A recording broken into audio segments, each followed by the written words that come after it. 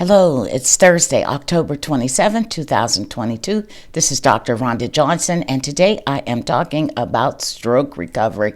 Yes, I watched that debate on Tuesday, October 25th, between candidates for the U.S. Senate from Pennsylvania, Lieutenant Governor John Fetterman and Dr. Oz.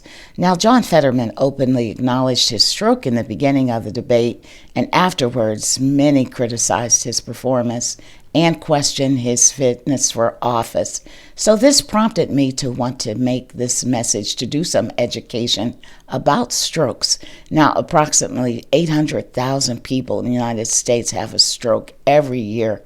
There are many causes of strokes, but the bottom line is most strokes result in some degree of brain injury. Now, post-stroke difficulties can include balance issues, weakness, difficulty walking, difficulty eating, speaking, loss of limb function and sensation, and other problems. Now, the degree of impairment often depends on factors such as the nature of the stroke, meaning the cause, the location in the brain, the size, the speed of treatment, and rehabilitation afterwards.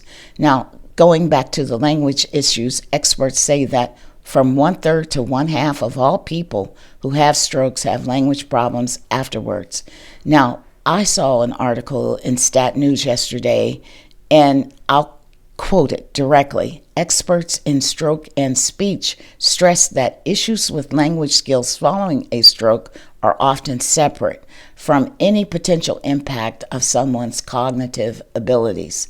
Now, cognition, in simple terms, is our ability to think and reason.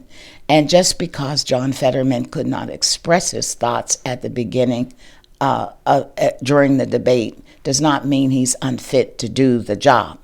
Now, he says that he has an auditory processing disorder, which means his brain or anybody with the auditory processing disorder does not hear sounds in the usual way. It's not a problem with understanding.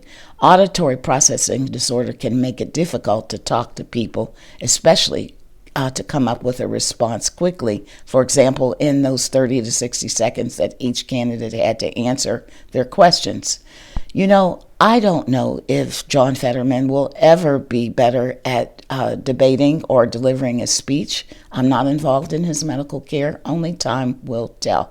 But the takeaway message that I want to leave today is do not assume that Mr. Fetterman or any stroke patient who has a residual language challenge has a problem with thinking and problem solving. So for Pennsylvania voters, you know, your vote is your vote. You have a choice in your candidate. I have a choice in the candidate that I want to vote for.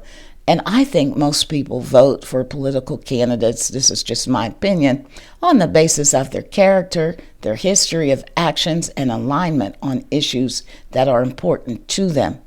But having a better understanding of stroke recovery is the point of my message today.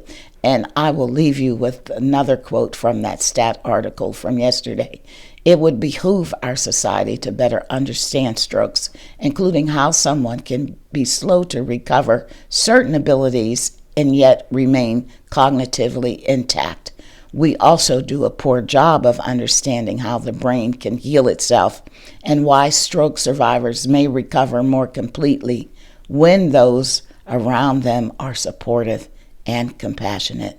So for those people out there, this is my message, who are recovering from a stroke or any health condition that impairs your day-to-day functioning, I hope you won't give up.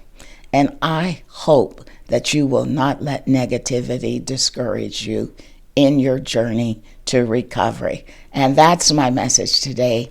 Please be well and take care.